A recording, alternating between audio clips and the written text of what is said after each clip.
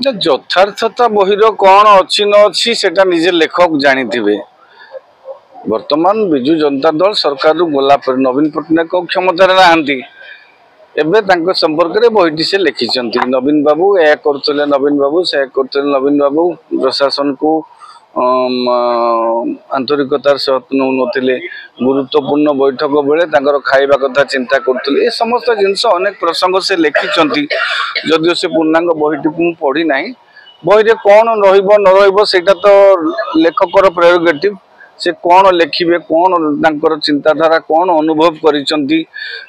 ଆପଣ ଦେଖିବେ କିଛି ଦିନ ତଳେ ରୁବେନ ବାନାର୍ଜୀ ମଧ୍ୟ ଗୋଟେ ବହି ଲେଖିଥିଲେ। ସେ ଥରେ ବହି ଲେଖିକି ପୁଣି ତାକୁ ସଂଶୋଧନ କରିକି ରିଭାଇଜ୍ଡ ଏଡିସନ୍ କାଢ଼ିଲେ। ତାପରେ ଏବେ ଦେଖନ୍ତୁ ଆପଣଙ୍କର ପ୍ରକାଶ ମିଶ୍ର ବହି ଗୋଟେ କାଢ଼ିଲେଣି। ତାପରେ ଆଉ ଗୋଟେ କିଏ କାଢ଼ିବେ। ଗୋଟେ ବହି ଲେଖା ଋତୁ ବି ଚାଲିଛି। ଏବେ ବର୍ତ୍ତମାନ ସବୁ ବହିର ନାୟକ ହେଉଛନ୍ତି ନବୀନ ବାବୁ। ମାନେ ସବୁ ବହିର ମୁଖ୍ୟ ଟାର୍ଗେଟ ଏଥିରେ ହେଉଛନ୍ତି ନବୀନ ବାବୁଙ୍କ ବିଷୟରେ ଲେଖା ହେଉଛି। ୟା ପଛରେ ରାଜନୀତି ଅଛି କି ନାହିଁ বা ସେ ବାସ୍ତବ ସତ୍ୟ ଉତ୍ଥାପନ କରିଛନ୍ତି ନା ହିଅର ସେ ଏଭିଡେନ୍ସରୁ ହିଅର ସେ କଥା କିଛି ଲେଖିଛନ୍ତି ସେଟା ସେ ନିଜେ ଜାଣିଥିବେ। ଯେହେତୁ ସେ ପ୍ରଶାସନର ଶୀର୍ଷରେ ଥିଲେ, ପୋଲିସ ବିଭାଗର ମୁଖ୍ୟ ଦାୟିତ୍ୱରେ ଥିଲେ, ସେତେବେଳେ ବି ସେ ହ୍ୟୁମିଲେଟ୍ ହେଇକି ତାଙ୍କୁ ରାଜ୍ୟରୁ ବିଦାୟ କରାଯାଇଥିଲା। ମାନେ ତାଙ୍କ ବିରୁଦ୍ଧରେ ଭିଜିଲାନ୍ସ, କାରଣ ପ୍ରକାଶ ମିଶ୍ରଙ୍କ ବିରୁଦ୍ଧରେ ଭିଜିଲାନ୍ସ କେସ୍ ବି କରାଯାଇଥିଲା, ସେତେବେଳେ ସରକାର କରିଥିଲେ।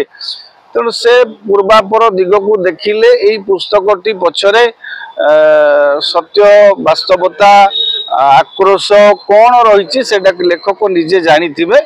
ଯେହେତୁ ସେ ନିଜେ ଗୋଟେ ପୁସ୍ତକ ଲେଖିବାକୁ ଇଚ୍ଛା ପ୍ରକାଶ କରିଛନ୍ତି, ନିଜେ ପ୍ରକାଶ କଲେ, ଲେଖାଟା ବହି ପଢ଼ିଛନ୍ତି। ପଢ଼ିବା ନ ପଢ଼ିବା ପାଠକଙ୍କ ଦାୟିତ୍ୱ।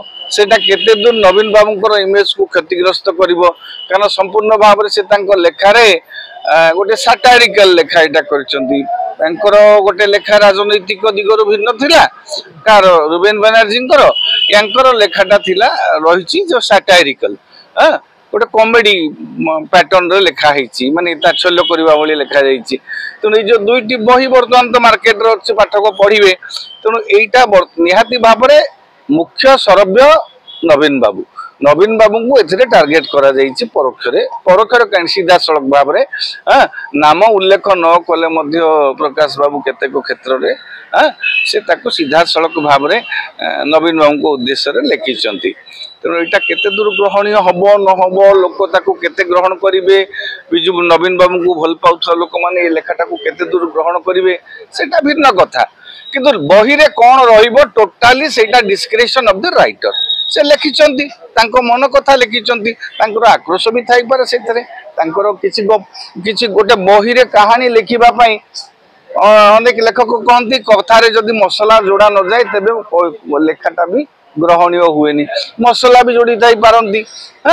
ତେଣୁ ସେଇଟା କେତେ ଦୂର ଲୋକଙ୍କ ଉପରେ ପ୍ରଭାବ ପକେଇବ ସେଟା ସମୟ କହିବ। ନବୀନ ବାବୁ ଥିଲେ ନାହିଁ, ନବୀନ ବାବୁ ଏବେ ବି ଅଛନ୍ତି। ନବୀନ ବାବୁ ଏବେ ବି ଲୋକଙ୍କ ଭିତରେ ତାଙ୍କର ଗ୍ରହଣୀୟତା ଅଛି। ଆମେ ଯେତେ ବିରୋଧୀ ଦଳରେ ରହିଲେ ଅସ୍ୱୀକାର କଲେ ହବନି, ନବୀନ ବାବୁଙ୍କ ପ୍ରତି ଲୋକଙ୍କର ଗ୍ରହଣୀୟତା ଆଜି ବି ଅଛି। ହୁଏତ ସରକାରରୁ ସେ ଯାଇଛନ୍ତି, ଲୋକ ତାଙ୍କୁ ପ୍ରତ୍ୟାଖ୍ୟାନ, ଲୋକ ନିହାତି ଭାବରେ ତାଙ୍କୁ ପ୍ରତ୍ୟାଖ୍ୟାନ କରିଛନ୍ତି, ନବୀନ ବାବୁଙ୍କୁ ପ୍ରତ୍ୟାଖ୍ୟାନ କରିଛନ୍ତି ବିଗତ ନିର୍ବାଚନରେ। ଯଦି ବା ବିଜୁ ଜନତା ଦଳକୁ ଲୋକମାନେ ପ୍ରତ୍ୟାଖ୍ୟାନ କରିଛନ୍ତି, ଆଜି ବି ନବୀନ ବାବୁଙ୍କର ଗ୍ରହଣୀୟତା ଅଛି। ନିହାତି ଭାବରେ ଏଇ ଯୋଉ ଦୁଇଟି ବହି ନବୀନ ବାବୁଙ୍କର ଯୋଉ ଜାତୀୟ ରାଜନୀତି ବା ରାଜ୍ୟ ରାଜନୀତିରେ ଯୋଉ ଗୋଟେ ରହିଛି ଭାବମୂର୍ତ୍ତି, ସେଟାକୁ କେତେ ଦୂର ଟାର୍ନିଶ କରିପାରିବ। ଏଇ ଯୋଉ ଲେଖା ଗୁଡ଼ିକ ସେ ରୁବେନ ବାନାର୍ଜୀଙ୍କର ଲେଖା ହଉ ବା ପ୍ରକାଶ ମିଶ୍ର ମହୋଦୟଙ୍କର ଲେଖା ହଉ, ଏଇଟା ସେମାନେ ନିଜ ନିଜ କଥା ଲେଖିଛନ୍ତି, ନିଜ ନିଜ ଅନୁଭବ ଲେଖିଛନ୍ତି। ନିଜ ଅନୁଭବ ଲେଖିବା ପାଇଁ ସମସ୍ତେ ସ୍ୱାଧୀନ। ଆପଣମାନେ ବି ଗୋଟେ କାଲି ବହି ଲେଖିପାରନ୍ତି ଆପଣଙ୍କ ଖବରକାଗଜ ଲାଇନ ବିଷୟରେ। ଆପଣମାନେ ଯେହେତୁ ମିଡିଆ ପଲିଟିକାଲ ସର୍କଲରେ କାମ ବି କରୁଛନ୍ତି, ବିଭିନ୍ନ ରାଜନେତାଙ୍କ ବିଷୟରେ ଆପଣମାନେ ବି ଲେଖିପାରନ୍ତି। It's your description. ତେଣୁ ବହିରେ କ'ଣ ରହିବ ନ ରହିବ ସେଇଟା ଲେଖକର ଅଧିକାର।